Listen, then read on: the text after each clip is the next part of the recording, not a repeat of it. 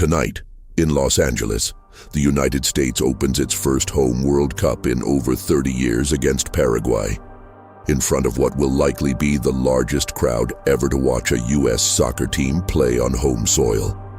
But before that ball is kicked, something has already started happening inside the bodies of the players who are about to walk onto that field.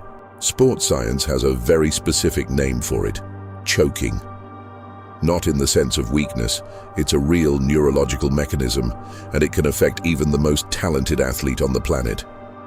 Researcher Sian Beilock from the University of Chicago spent years studying why elite athletes fail at the exact moments that matter most.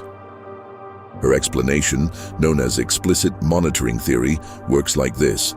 When a skill is already automated, a shot, a dribble, a pass, extreme pressure causes the brain to start paying conscious attention to something that should run on autopilot, and that extra attention doesn't help. It's the same reason someone who's walked downstairs their entire life suddenly trips the moment everyone is watching. There's a very concrete example of this in soccer.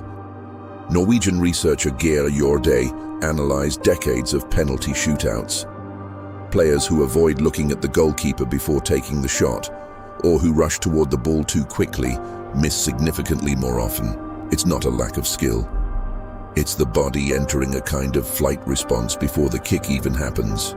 Anxiety shows up in behavior first, before it shows up in the result. And that individual pressure never exists in isolation. Sigmund Freud described how an individual inside an emotionally charged crowd tends to merge with the group's emotional state, losing part of their own regulation and absorbing the anxiety of everyone around them. Tonight, the players walking onto that field in Los Angeles aren't just representing a team. They're absorbing the expectation of a country that's been waiting decades for this moment. There's also the Yerkes-Dodson law, which describes the relationship between physiological arousal and performance. Up to a certain point, more pressure actually improves performance. The body becomes alert, focused. But past that optimal point, any additional pressure stops helping. It starts working against you.